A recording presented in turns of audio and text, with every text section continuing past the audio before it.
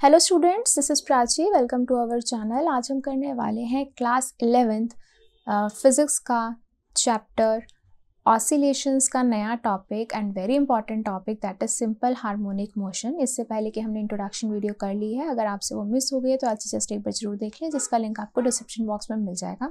Also यहाँ तक कि जितने भी चैप्टर्स हमने कवर कर लिए हैं उन सब का लिंक आपको डिस्क्रिप्शन बॉक्स में मिल जाएगा, आप जाके प्लेलिस्ट गो थ्रू कर सकते हैं। आज हम बात करेंगे सिंपल हार्मोनिक मोशन की। तो हमने इससे पहले जो मोशन पढ़ा था, हमने जो फर्स्ट इंट्रोडक्शन वीडियो में पढ़ा था, वो हमने पढ़ा था पीरियोडिक मोशन, है ना। हमने पढ़ा था पीरियोडिक मोशन। अब पीरियोडिक मोशन को अगर मैं सिंपल सी लाइन में एक्सप्लेन करूं तो सिंपल सी लाइन में क्या था, रिपीटेटिव, है ना। रिपीटेटिव मोशन को हम क्या बोलते थे, पीरियोडिक मोशन कहते हैं, ठीक है। अब रिपीटेटिव मोशन क्या होता है, जो हर थोड़े टाइम इंटरवल में अपने आप को क्या करता रहता है, रिपीट करता रहता है। फॉर एग्जाम्पल, जैसे कि मान लो यहाँ पर सन है, सन के अराउंड जो अर्थ है वो क्या कर रही है, वो ऐसे सर्कल में इस तरीके से राउंड राउंड राउंड राउंड घूम रही है, ठीक है। तो वो हर टाइम पीरियड के बाद, वी नो दैट 365.4 डेज के बाद वो क्या करती है, अपने आप को सेम उसी पोजीशन पे वापस आ जाती है, घूमती रहती है घूमती रहती है। This is a repetitive motion, that's why it is called periodic motion, ठीक है। अब पीरियोडिक मोशन तो सिंपल यही बता रहा है ना, रिपीटेटिव मोशन। तो इसका एक और एग्जाम्पल भी हो सकता है, क्या, पेंडुलम, है ना। तो पेंडुलम भी हो सकता है कि मान लो यहाँ पे एक बॉब है, लटका हुआ है, तो वो रिपीटेशन से इस तरीके से ऐसे घूम रहा है, ठीक है। तो पहले वो 0 पोजीशन पे होता है, फिर वो A पोजीशन पे जाता है, फिर वो B पोजीशन पे जाता है, तो इधर जाता है, फिर इधर जाता है, फिर इधर जाता है, फिर इधर जाता है। तो इस तरीके से इस मोशन को भी हम क्या बोलते हैं, पीरियोडिक मोशन कहते हैं, ठीक है। अब इस टाइप के मोशन को हम क्या कह सकते हैं, इस टाइप के मोशन को सिंपल हार्मोनिक मोशन भी बोलते हैं। अब इसमें और इसमें क्या डिफरेंस है, जो हमने एक पीरियोडिक मोशन के एक टाइप को सिंपल हार्मोनिक बोल रहे हैं, इसमें हमने क्या देखा, एक तो टू एंड फ्रो मोशन देख रहे हैं हम। टू एंड फ्रो मतलब आगे पीछे आगे पीछे आगे पीछे का मोशन देख रहे हैं हम, ठीक है। और एक तरीके से हमें एक लीनियर दिखाई दे रही है, एक लाइन सी दिखाई दे रही है ना। चाहे छोटा सा कर्व बन रहा है बट एक तरीके से स्ट्रेट लाइन है, ठीक है। तो अगर एक स्ट्रेट लाइन में टू एंड फ्रो मोशन कोई भी हो रहा होता है और रिपीटेटिव है, तो उस टाइप के पीरियोडिक मोशन को हम क्या बोलते हैं, simple harmonic motion. This is not a simple harmonic motion, क्योंकि ये टू एंड फ्रो मोशन नहीं है, ठीक है। तो हम यहाँ से एक लाइन कंक्लूड कर सकते हैं कि every simple harmonic motion is periodic motion. क्यों, क्योंकि सिंपल हार्मोनिक मोशन में क्या हो रहा है, रिपीटेशन तो हो ही रही है ना। तो every simple harmonic motion is periodic motion, but every periodic motion is not simple harmonic. Example ये वाला सर्कुलर वाला, है ना। तो ये पीरियोडिक मोशन तो है, अपने आप को रिपीट तो कर रहा है, बट टू एंड फ्रो ना होने की वजह से it is not simple harmonic motion. So simple harmonic motion is a type of periodic motion in which we can see repetitive motion as well as to and fro motion in a straight line। तो इसको अच्छे से एक बार define करते हैं simple harmonic motion को। तो यहाँ से हमने डिफाइन किया कि to and fro motion of a body या एक पार्टिकल अबाउट मीन पोजीशन, जो एक स्ट्रेट लाइन में होगा, उस मोशन को हम बोलेंगे सिंपल हार्मोनिक मोशन। जैसे कि मान लो कि ये कोई एक स्ट्रेट लाइन है, यहाँ पे कोई भी एक बॉडी है, ठीक है। वो ये इसकी मीन पोजीशन है, यानी कि यहाँ पर वो एक तरीके से रेस्ट पे पड़ी है, ठीक है। एक तरीके से रेस्ट पे आती है, हम बोल सकते हैं एक बार के लिए, या फिर ये उसकी सेंटर पोजीशन है। तो ये मान लो x इज इक्वल टू 0 है, वो एक्सट्रीमली ज़्यादा से ज़्यादा यहाँ तक जा सकती है। मान लो x is equal to a, इधर जा रहे हैं तो that's why we are taking positive. और ज़्यादा से ज़्यादा लेफ्ट में वो इधर जा सकती है, लेफ्ट के लिए हम x एक्सिस पे नेगेटिव लेते हैं, तो मान लो x is equal to -a, maximum to maximum वो यहाँ तक जा सकती है, ठीक है। तो ये बॉडी ऐसे मूव कर रही है, ऐसे ऐसे ऐसे ऐसे ऐसे, इस तरीके से जो बॉडी है ये मूव करती है। तो इस टाइप के मोशन को हम सिंपल हार्मोनिक मोशन कहते हैं, ठीक है। अब इस चीज़ के अंदर एक बहुत इंटरेस्टिंग बात है, क्या इंटरेस्टिंग बात है कि इसको एक तरीके से स्प्रिंग इमेजिन करो, एक तरीके से स्प्रिंग इमेजिन करो, ठीक है। अब मैं इसको मान लो खींच के इधर लेकर आती हूँ, ठीक है। जब मैं इसको खींच रही हूँ तो यानी कि इसके एक बैकवर्ड फोर्स लग रहा है जो उसको वापस इसी पोजीशन पर लाने के लिए कोशिश कर रहा होगा, है ना, बैकवर्ड फोर्स लग रहा है। तो उस फोर्स को हम बोलते हैं रिस्टोरिंग फोर्स। क्या बोलते हैं? रिस्टोरिंग फोर्स, जो रिस्टोर करने की कोशिश करता है उसकी ओरिजिनल पोजीशन को। तो अगेन इमेजिन करिए, मैं इसको खींच के इधर लेकर आई हूँ और वो एक पीछे से फोर्स लग रहा है इसको, ठीक है। अब एक तरीके से ये समझो, हम बोल सकते हैं कि कितना फोर्स लग रहा है। फोर्स जो लग रहा है वो डायरेक्टली प्रोपोर्शनल है डिस्प्लेसमेंट के। फोर्स जो भी लग रहा है, रिस्टोरिंग फोर्स जो लग रहा है वो डायरेक्टली प्रोपोर्शनल है डिस्प्लेसमेंट के। अब इसका मतलब समझिए, इसका मतलब ये है कि मान लो कि कोई एक स्प्रिंग है, तो स्प्रिंग की ओरिजिनल तो ये स्प्रिंग है, ठीक है। अब इस स्प्रिंग को मैं खींच कर इतना कर देती हूँ, यहाँ तक ले आती हूँ, और इसी स्प्रिंग को खींचकर या मैं मैक्सिमम टू मैक्सिमम यहाँ तक लेकर आती हूँ, ठीक है। ये था ओरिजिनल, ये मैंने इसको बहुत खींच दिया और इसको मैंने कम खींचा, ठीक है। अब अगर आप इन दो पोजीशंस पे यहाँ अपना हाथ रखोगे और इसको यहाँ पर छोड़ोगे, ये ज़्यादा जोर की लगेगा या ये ज़्यादा जोर की लगेगा? ऑब्वियसली ये ज़्यादा जोर की लगेगा, क्योंकि जितना हमने इसको खींच दिया उतना ही ज़्यादा बैकवर्ड फोर्स लग रहा है। उसको हमने कम खींचा तो उतना ही कम फोर्स लगेगा। अगेन रबर बैंड का भी आप एग्जांपल ले सकते हो, क्योंकि बहुत दूर से रबर बैंड है, अगर हाथ पे बहुत चोट लगेगी, कम स्ट्रेच किया हुआ था रबर बैंड तो आपको हाथ पे कम चोट लगेगी, है ना। चोट का मतलब फोर्स, तो यानी कि यहाँ पर डिस्प्लेसमेंट ज़्यादा थी तो बैकवर्ड फोर्स भी ज़्यादा है। यहाँ डिस्प्लेसमेंट उसकी कम है तो बैकवर्ड फोर्स भी क्या है? कम है, यानी कि रिस्टोरिंग फोर्स भी कम है। तो यहाँ से हमने बोला कि फोर्स जो होता है, रिस्टोरिंग फोर्स जो होता है वो डायरेक्टली प्रोपोर्शनल होता है किसके?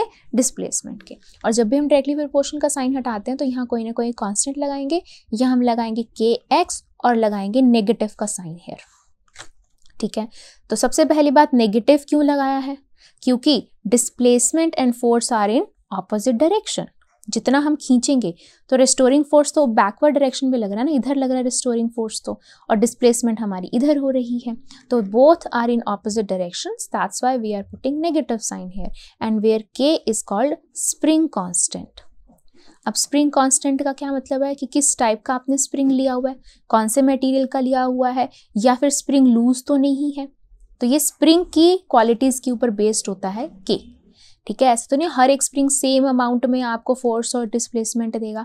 हर एक में अगर डिफरेंट मटेरियल्स लेंगे तो डिफरेंट मटेरियल्स के लिए डिफरेंट हमारे पास आएगा, तो जिसकी वजह से स्प्रिंग कांस्टेंट जो आपको स्प्रिंग की प्रॉपर्टीज के बारे में बताता है, ठीक है। अब यहाँ से मैं फोर्स का एक और फॉर्मूला भी मुझे पता है, that is mass into acceleration. तो अगर मैं यहाँ पे मास इनटू एक्सेलरेशन लिखती हूँ तो एक्सेलरेशन क्या आएगा? -k/m into x. Now k is constant here, mass is also constant here, तो यहाँ से मैं एक और चीज़ बोल सकती हूँ कि acceleration is also directly proportional to displacement. Acceleration is also directly proportional to displacement, यानी कि जितना हम इसको खींच रहे हैं उतनी ही एक्सेलरेशन से वापस जाएगा, भाई ना, उतनी जोर से पीछे जाएगा, उतनी जोर से पीछे जाएगा। कम खींचेंगे थोड़ी कम एक्सेलरेशन से पीछे जाएगा, ज़्यादा दूर तक खींच देंगे ज़्यादा एक्सेलरेशन से पीछे जाएगा। तो हम यहाँ से कह सकते हैं force and acceleration both are directly proportional to displacement and is always directed to mean position, ठीक है। एंड इज या आर मतलब force and acceleration both are always directed towards mean position। अब मीन पोजीशन की तरफ direct कर रहे होते हैं। मीन पोजीशन कौन सी? सेंटर वाली पोजीशन, ठीक है। यहाँ पे मीन पोजीशन की कौन सी होगी? यहाँ ये वाली एग्जैक्ट पोजीशन हो गई उसकी, है ना, कि अगर मैं इसको ऐसे खींचूंगी, इधर खींचूंगी तो यहाँ आने की कोशिश करेगा, यहाँ से खींचूंगी तो यहाँ वापस आने की कोशिश करेगा। तो फोर्स और एक्सेलरेशन दोनों के दोनों इसको कहाँ डायरेक्ट कर रहे होते हैं? टूवर्ड्स मीन पोजीशन डायरेक्ट कर रहे होते हैं। Also we know that simple harmonic motion is also called periodic motion, यानी कि वो खुद को रिपीट भी करता है बार बार। कैसे रिपीट करता है उसका एक एग्जाम्पल लेते हैं। तो सिंपल हार्मोनिक मोशन पीरियोडिक होता है, वो अपने आप को बार बार रिपीट करता है। कैसे रिपीट करता है उसको हम एक एग्जांपल से समझ रहे हैं। जैसे कि मान लो कि कोई भी एक पार्टिकल था, उसकी जो इनिशियल पोजीशन थी वो मान लो ये थी at time t equals to 0। जब टाइम बिल्कुल अभी हमने देखा ही नहीं था, बिल्कुल स्टार्ट किया था, तो उसकी इनिशियल पोजीशन जो थी पार्टिकल की वो ये थी। तो आफ्टर टाइम t/4, अब देखो t/4 आपके लिए समझना बहुत डिफिकल्ट हो जाएगा, तो लेट हम कैपिटल T मान लेते हैं 16 सेकेंड्स। ठीक है, एक बार के लिए हम मान लेते हैं 16 सेकेंड्स। ठीक है, तो t/4 क्या हो गया, 16/4, तो ये आ गया 4 सेकेंड्स। ठीक है, तो इनिशियली वो यहाँ पर था, 4 सेकेंड के बाद वो यहाँ पे आ गया। ठीक है, अब यहाँ पे अगर मैं पुट करती हूँ 16/2, ये हो जाएगा आपका 8 सेकेंड्स। तो 8 सेकेंड के बाद यहाँ आ गया। यहाँ अगर मैं पुट करती हूँ 3 × 16/4, ये आ जाएगा आपका 12 सेकेंड्स।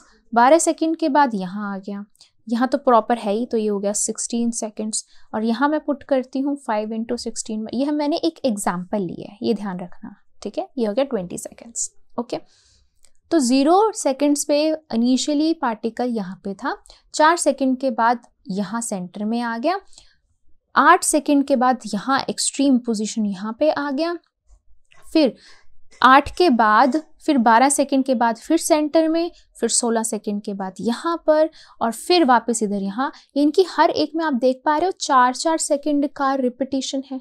4-4 सेकेंड में वो अपनी पोजीशन को चेंज कर रहा है ना।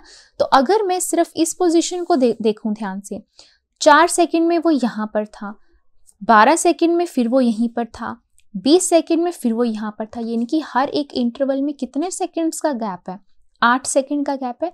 यानी कि आफ्टर एवरी 8 सेकेंड वो सेम पोजीशन पर वापस आ रहा था, पीरियोडिक मोशन। ठीक है, अब इनिशियली वो यहाँ पर था और बाद में भी वो यहाँ पर आया। कितने टाइम बाद आया, वो 0 सेकेंड के बाद सीधा 16 सेकेंड के बाद यहाँ पर आया। ठीक है, ऐसे ही अगर इसके बाद हम यहाँ पर देखेंगे तो 24 सेकेंड्स हो जाएंगे। तो 8 सेकेंड के बाद 24 सेकेंड्स में वो फिर से यहाँ पे अगर आ जाएगा, एक और अगर मैं बनाऊँ तो फिर क्या हो जाएगा, 8 और 24 यानी कि 16 सेकेंड बाद फिर से वो इसी पोजीशन पे आ जाएगा। यानी कि ये अलग से आपका एक पीरियोडिक बता रहा है ना, कि अपनी पोजीशन पे फिर से आया after few interval of time, अपनी सेकेंड्स पे फिर से आया, अपनी पोजीशन पे फिर से आया आफ्टर रिपीटेशन कुछ इंटरवल के बाद। ठीक है, और यहाँ पर भी अपनी पोजीशन पे आया फिर से आफ्टर एवरी 8 सेकेंड्स। राइट, ये तो हमें समझ आ गया कि simple harmonic motion is a repetitive या फिर इज अ पीरियोडिक मोशन। क्यों, क्योंकि वो अपने आप को क्या कर रहा है, रिपीट कर रहा है।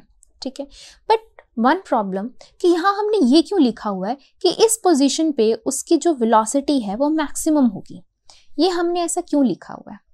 तो इसको समझिए, ध्यान से समझिए। हमने 9th स्टैंडर्ड में भी हमने पढ़ा था कि जब हम एक पेंडुलम की बात करते हैं, है ना, एक पेंडुलम की बात करते हैं, ये होती है उसकी मीन पोजीशन x = 0। ठीक है, और ये होती है इसकी दो एक्सट्रीम पोजीशंस, यहाँ पे जाएगा तो नेगेटिव ए, यहाँ पे जाएगा तो पॉजिटिव ए। एक बार के लिए हम ये मानते हैं। ठीक है, तो जैसे ही वो मान लो इधर की तरफ आता है, ठीक है, इधर की तरफ आता है, तो हम कहते हैं कि उसका पोटेंशियल बढ़ गया, उसका पोटेंशियल बढ़ गया, क्योंकि अगर हम यहाँ से छोड़ देंगे वो फटाफट से इधर वापस आएगा।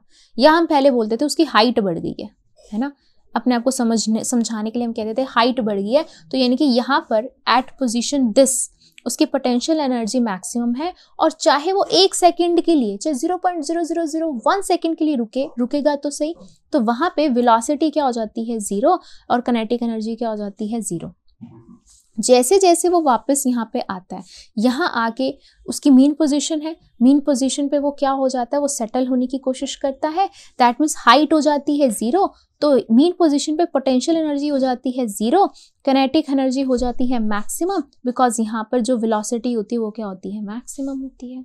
ऑन द अदर हैंड जब हम यहाँ पे जाते हैं, अगेन हाइट बढ़ती है, एक्सट्रीम पोजीशन पे potential energy maximum, kinetic energy 0, because velocity चाहे वो 0.001 सेकेंड के लिए रुकेगी तो जरूर, तो वहाँ पे वेलोसिटी हम कंसीडर करते हैं 0। तो एक्सट्रीम पोजीशंस पे वी कंसीडर वेलोसिटीज जो होती हैं वो 0 होती है, काइनेटिक एनर्जी 0 होती है, पोटेंशियल मैक्सिमम होती है एक्सट्रीम पर। जैसे ही वो मीन पोजीशन पे आते हैं, उस पोजीशन पर पोटेंशियल हो जाती है 0, kinetic maximum, and that's why velocity जो होती है वो क्या होती है, मैक्सिमम होती हैं। ठीक है। अब ये तो हमने पढ़ लिया बार बार कि सिंपल हार्मोनिक मोशन जो है वो क्या कर रहा है, अपनी जगह से डिस्प्लेस हो रहा है। जैसे हमने अभी फर्स्ट में भी पढ़ा कि जो फोर्स होता है या एक्सेलरेशन होती है वो डिस्प्लेसमेंट के क्या होती है, डायरेक्टली प्रोपोर्शनल होती है। अब ये डिस्प्लेसमेंट को हम रिप्रेजेंट कैसे कर सकते हैं? डिस्प्लेसमेंट को मैंने आपको फर्स्ट लेक्चर में भी एक्सप्लेन किया था कि जो पार्टिकल अपनी जगह से डिस्प्लेस होता है और सिंपल हार्मोनिक मोशन शो करता है, वो जो डिस्प्लेसमेंट होती है वो जरूरी नहीं है कि वो सिर्फ डिस्टेंस ही हो, है ना। जो भी चीज अपने आप को टाइम के साथ साथ चेंज कर रही है उसे हम बोलेंगे कि वो डिस्प्लेसमेंट है उस कॉन्टेक्स्ट में। कैसे समझते हैं इसे? तो ये चीज मैंने आपको फर्स्ट लेक्चर में भी बताई थी कि जो भी डिस्प्लेसमेंट होती है, जो भी चीज टाइम के साथ अपने आप को चेंज करेगी, तो उसे हम डिस्प्लेसमेंट बोलेंगे उस कॉन्टेक्स्ट के अंदर, सिंपल हार्मोनिक मोशन के अंदर, ठीक है। तो यहाँ पे अगर मैं यही कंसीडर करती हूँ कि मान लो कोई डिस्टेंस ही है, वही जो चेंज हो रहा है किसी पार्टिकल का, तो जो डिस्प्लेसमेंट होती है वो क्या होती है, एज अ फंक्शन होती है ऑफ टाइम, ठीक है। डिस्प्लेसमेंट हम यहाँ पे मेंशन करते हैं, डिस्प्लेसमेंट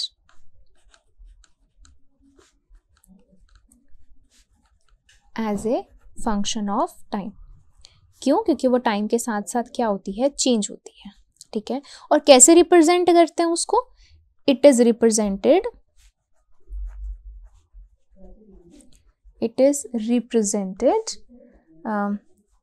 as trigonometric functions, ठीक है, ट्रिग्नोमेट्रिक फंक्शंस। तो ट्रिग्नोमेट्रिक फंक्शंस की हेल्प से उसको हम रिप्रेजेंट करते हैं, जैसे कि for example displacement as a function of time is represented as a cos omega t plus phi. अब ये देख के डर नहीं जाना, अगेन एक एक चीज़ का मतलब मैं आपको एक्सप्लेन करती हूँ। हम इसको साइन से भी एक्सप्लेन कर सकते हैं, हम इसको साइन भी लिख सकते हैं, हम इसको कॉस भी लिख सकते हैं। क्यों लिख सकते हैं, क्यों हेल्प लेते हैं हम ट्रिग्नोमेट्रिक फंक्शंस की? क्योंकि वी नो दैट जब हम ट्रिग्नोमेट्रिक फंक्शंस कर रहे होते हैं तो आफ्टर एवरी 2 पाई इंटरवल, है ना, जो साइन होता है, साइन थीटा होता है, कॉस थीटा होता है, वो अपने आप को क्या करते हैं, रिपीट करते हैं, ठीक है, रिपीट देमसेल्व्स। तो उनकी वैल्यू हर 2 पाई में क्या होती है, अपने आप को रिपीट करती है। तो दैट्स वाई हम इनकी हेल्प लेते हैं, साइन और कॉस की हेल्प लेते हैं अपनी डिस्प्लेसमेंट फंक्शन को रिप्रेजेंट करने के लिए। हम टैन नहीं लेते हैं, क्यों? क्योंकि टैन में कोई एक ऐसा पार्ट आ जाता है जहां पर जाके वो क्या होता है, नॉट डिफाइंड फंक्शंस आ जाते हैं, इन्फिनिटी आ जाती है, ठीक है। तो इसीलिए दैट्स वाई हम ये 2 ही फंक्शंस लेते हैं, ईदर वी यूज साइन और वी यूज कॉस, ठीक है। अब चलो साइन कॉस का तो हमें मतलब समझ में आ गया। Now but what is A? A क्या होता है? ए का मतलब होता है एम्पलीट्यूड, ठीक है। What is A? A is amplitude. अब एम्पलीट्यूड क्या होता है? Maximum displacement, maximum displacement of A particle from its mean position, from its mean position. एक उसकी मीन पोजीशन से जो मैक्सिमम डिस्प्लेसमेंट होती है उसे हम बोलते हैं उसका एम्पलीट्यूड। जैसे कि अगेन हम एक स्ट्रेट लाइन की बात करते हैं, यहाँ पे कोई पार्टिकल पड़ा है, ये उसकी एक्सट्रीम पोजीशन है, ये उसकी -1 एक्सट्रीम पोजीशन है, this is the mean position. तो मीन पोजीशन से वो एक्सट्रीमली दूर कहाँ तक जा सकता है, मैक्सिमम डिस्प्लेसमेंट कितनी कर सकता है, ठीक है। तो मान लो यहाँ पे 5 मीटर तक दूर जा सकता है, तो ये 5 जो हो जाएगा वो होगा उसका एम्पलीट्यूड, ठीक है। तो इसको हम बोलते हैं एम्पलीट्यूड। फिर बात आती है कॉस, मैंने ऑलरेडी आपको एक्सप्लेन कर दिया है व्हाई वी टेक कॉस या फिर साइन, क्योंकि वो अपने आप को रिपीट करते हैं after 2 pi interval. Now what is omega T? What is omega T? Omega T क्या होता है, देखो इसी को ही समझ लेते हैं। मान लो इस तरीके से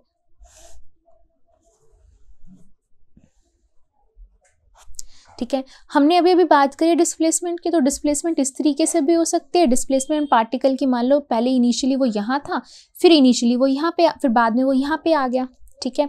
तो पहले वो यहाँ पर था, फिर वो यहाँ आ गया, एक तरीके से, ठीक है। इसको अगर हम यहाँ से कंसीडर करते हैं तो ये क्या होती है, थीटा होती है, what is theta? Theta is angular displacement होती है, ठीक है। तो theta angular displacement, displacement is distance speed multiply by time, ठीक है। तो स्पीड क्या होती है?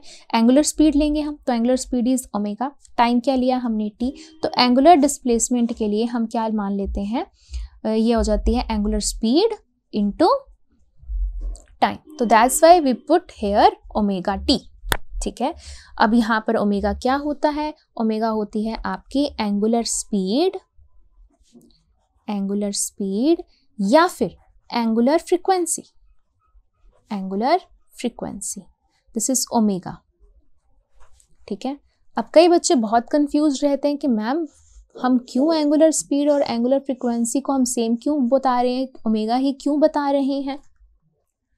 तो देखो, स्पीड का तो आपको यहाँ से क्लियर हो गया कि वाई स्पीड है ना, क्योंकि थीटा है, थीटा एंगुलर डिस्प्लेसमेंट है, तो यहाँ पे हम यूज करेंगे एंगुलर स्पीड, ठीक है, into time, that's why angular speed justified now. But why angular frequency? अब एंगुलर फ्रीक्वेंसी का मतलब क्या होता है? मतलब ये होता है कि पर यूनिट टाइम में कितना चेंज आ रहा है एंगल के अंदर, उसे हम एंगुलर फ्रीक्वेंसी कहते हैं, ठीक है। एंगुलर फ्रीक्वेंसी क्या बोलते हैं हम? पर यूनिट टाइम में कितना चेंज आ रहा है, ठीक है। जैसे कि omega is equal to 2 pi by t होता है, कि एक सेकंड में कितना एंगल में चेंज आ रहा है, उसे हम बोलते हैं एंगुलर फ्रीक्वेंसी। तो यहां पर भी देखो ना, 2 पाई क्या हो गया? एक एंगल हो गया एक तरीके से, टाइम क्या हो गया? टाइम पीरियड हो गया, तो डिस्टेंस अपॉन में time, again angular speed, and angular frequency is per unit time में कितना एंगल में चेंज आ रहा है, कितना एंगल में चेंज आ रहा है, थीटा कितना चेंज हो रहा है। तो बात वही है आपकी, एंगुलर फ्रीक्वेंसी भी क्या होती है? ओमेगा ही होती है। क्लियर होगी ये बात? नेक्स्ट पे पहुंचते हैं। Now what is phi? Phi क्या होता है? फाई होता है आपका फेज कांस्टेंट बोलते हैं इसको, या हम इसको बोलते हैं इनिशियल फेज कहते हैं, ठीक है। अब ये क्या होता है? इनिशियल फेज या फेज कांस्टेंट क्या होता है? अब मान लो जैसे हमने यहाँ पे माना था कि इनिशियली पार्टिकल यहाँ पे पड़ा है, तो यहाँ पर इनिशियली मतलब कि मीन पोजीशन पे पड़ा हुआ है, तो यहाँ पर फाई था आपका 0, ठीक है। बट मान लो इनिशियली पार्टिकल यहाँ पड़ा हुआ है, इनिशियली पार्टिकल यहाँ पड़ा है, तो जो हम यहाँ से लेंगे ना, तो दिस विल बी फाई, ये हो जाएगा उसका इनिशियल फेज, और थोड़े टाइम के बाद वो पार्टिकल यहाँ चला गया, यहाँ पे आ गया, तो ये जो एंगल होगा this will be omega t, ठीक है। इसे हम बोलेंगे ओमेगा टी, सॉरी यहां से लेंगे ओमेगा टी, हम यहां से ये नहीं लेंगे हम, ठीक है। This will be omega T, और ये जो हम मीन से लेंगे कि इनिशियली पड़ा कहाँ हुआ था, इस फिगर को मैं दोबारा बड़ा बना देती हूँ,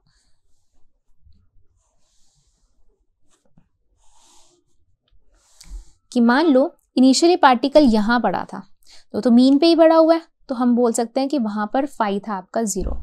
बट अगर पार्टिकल इनिशियली यहां पड़ा हुआ है, तो वो जो सेंटर से एंगल यहां से बना रहा होगा दैट इज फाई, कि इनिशियली वो कहां पड़ा हुआ है, उसकी डायरेक्शन क्या है, उसकी डिस्प्लेसमेंट क्या है, दैट इज इनिशियल फेज या फेज कांस्टेंट।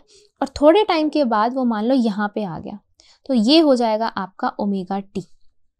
तो ये कंप्लीट एंगल जो बनाया वो आपका आएगा cos omega t plus phi, इस तरीके से होता है। तो ये हो जाता है आपका इनिशियल फेज या फेज कांस्टेंट। तो जैसे मैंने ये आपको एक इक्वेशन एक्सप्लेन करी है, इस इक्वेशन को अगर हम ग्राफ पे बनाएं तो क्या होता है? ग्राफ पे देखते हैं इसको। तो हम ग्राफ बनाने वाले हैं for the displacement function that is a cos omega t plus phi के लिए, ठीक है। तो इजी चीज़ों के लिए हम पहले मान लेते हैं लेट फाई जो है वो क्या है 0, मतलब कि इनिशियल फेज जो है वो उसका 0 है, वो अपनी कहाँ से स्टार्ट कर रही है, वो अपनी नॉर्मल चीज़ से ही स्टार्ट कर रही है, वो किसी अलग जगह पे नहीं पड़ी है, वो ऑलरेडी मीन पे पड़ी हुई है, ठीक है। ओके, तो ये हो जाएगा आपके पास ए कॉस ओमेगा टी आ जाएगा आपके पास, ये इक्वेशन आ जाएगी अगर फाई इनिशियल को हमने 0 मान लिया, ठीक है।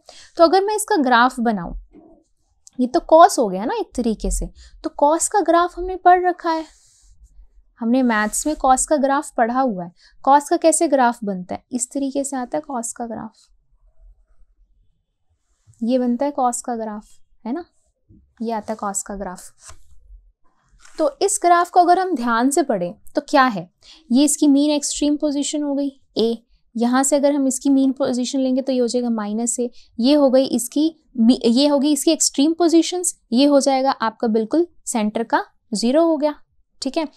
तो आफ्टर टाइम इंटरवल 2 पाई, तो हर टाइम पे वो यहाँ पे आते हैं, अपनी अपनी पोजीशन पे आते हैं, रिपीट करते हैं अपने आप को, चाहे वो यहाँ पे लगा लो, ठीक है, यहाँ पे लगा लो, या यहाँ लगा लो, या यहाँ लगा लो, तो हर आफ्टर 2 पाई इंटरवल वो अपने आप को क्या कर रहे हैं, रिपीट करते हैं, ठीक है।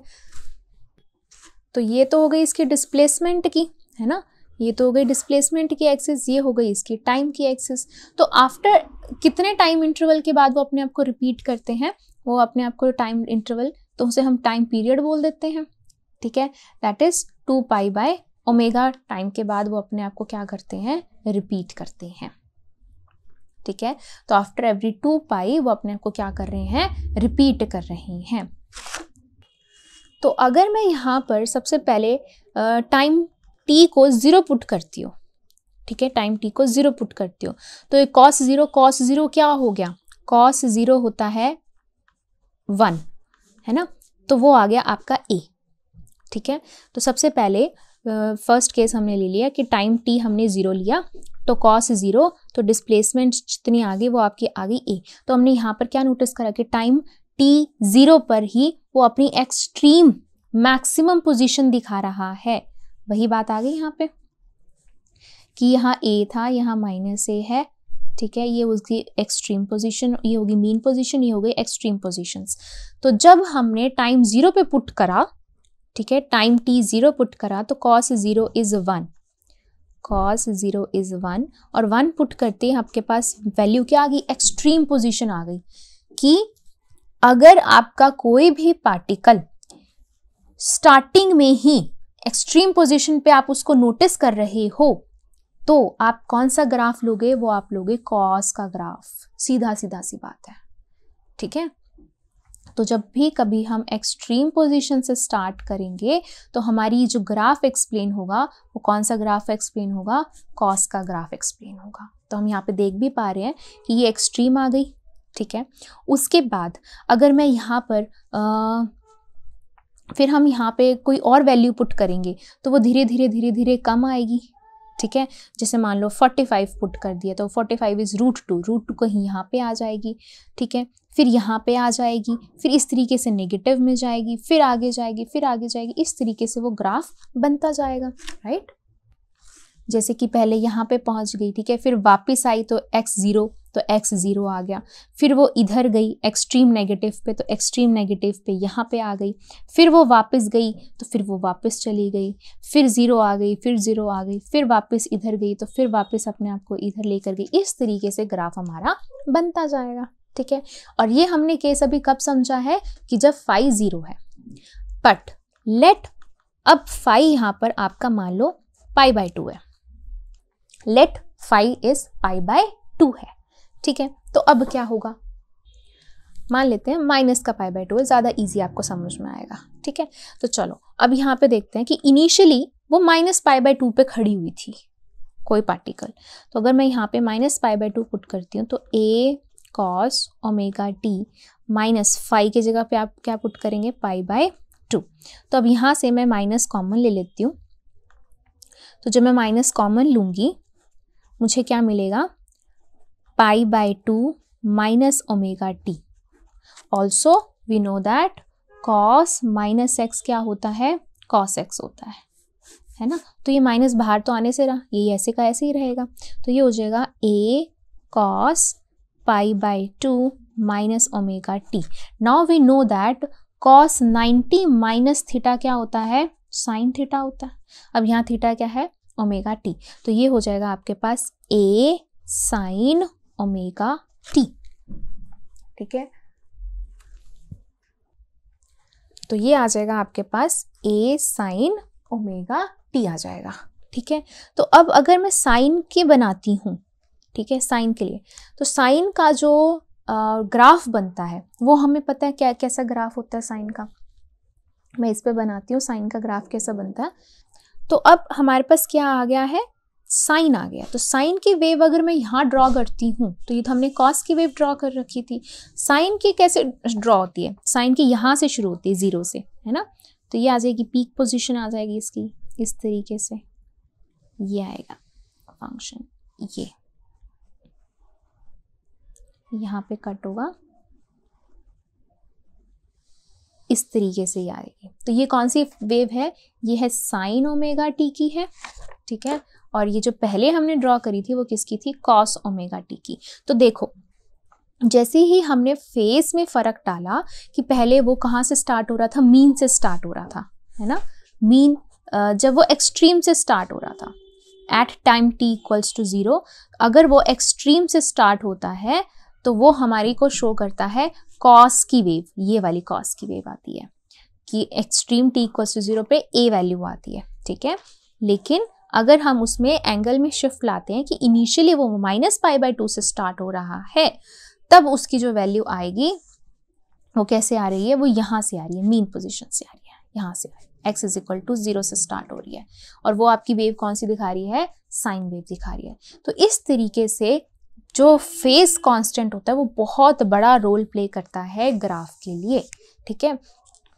ऑब्वियस सी बात है ना कि मान लो एक बच्चा यहाँ पे खड़ा है, ठीक है, उसने यहाँ पे पहुँचना है, ठीक है, रेस लग रही है, लेकिन एक बच्चा यहाँ से खड़ा है, इनिशियल स्टार्टिंग पॉइंट ये था, ठीक है, यहाँ से पहुँचा है तो वो तो यहाँ पे डायरेक्टली इजीली पहुँच जाएगा। लेकिन कोई बच्चा पीछे से खड़ा हुआ है तो उसको वहाँ तक पहुँचने में क्या लगेगा, टाइम लगेगा, ठीक है। उसके पाथ में फ़र्क आएगा, इसके पाथ से इसके पाथ में फ़र्क आएगा, टाइम में फ़र्क आएगा। उसकी मीन, इसकी मीन पोजीशन मान लो यहाँ है तो इसकी जो मीन पोजीशन सेंटर में यहाँ बनेगी, ठीक है। तो इसमें क्या आता है, फ़र्क आता है। तो सेम यहाँ पर भी हमने देखा कि अगर हम एक्सट्रीम से देखते हैं, टाइम t इक्वल्स टू 0 पे देखेंगे, एक्सट्रीम से देखेंगे तो हमारी कॉस वेव आती है। अगर हम मीन पोजीशन से देखते हैं तो मीन पोजीशन में कौन सी वेव आपकी एक्सप्लेन करती है इसको, इस फंक्शन को, साइन फंक्शन की साइन वेव का जो ग्राफ है वो इसको एक्सप्लेन करता है। और सेम जैसे कि हमने इनिशियल फेज π/2 लिया, अब अगर मैं इनिशियल फेज -π/4 ले लूंगी तो यहाँ तो प्रॉपर एक क्रिस क्रॉस बन रहा है ना। तो अगर -π/4 लूंगी तो क्या होगा, तो देखना जरा यहाँ पे, तो वो तो ये इनिशियल तो यही थी आपकी कॉस वाली, ठीक है। t इक्वल्स टू इधर आ जाएगा, ये हो जाएगा a, ये हो गया -a, x हो गया यहाँ पर 0, ठीक है। अब यहाँ पर देखना -π/4 का मतलब क्या, देखो 90 पर तो बिल्कुल ही चेंज हो जाता है ना, साइन फंक्शन चेंज हो जाता है। बट π/4 का मतलब क्या कि उसमें थोड़ा सा हमने पीछे लेके गए हैं उसको, है ना, थोड़ा सा हम उसको पीछे लेके गए हैं। यानी कि ये उसकी क्या थी, एक्सट्रीम थी।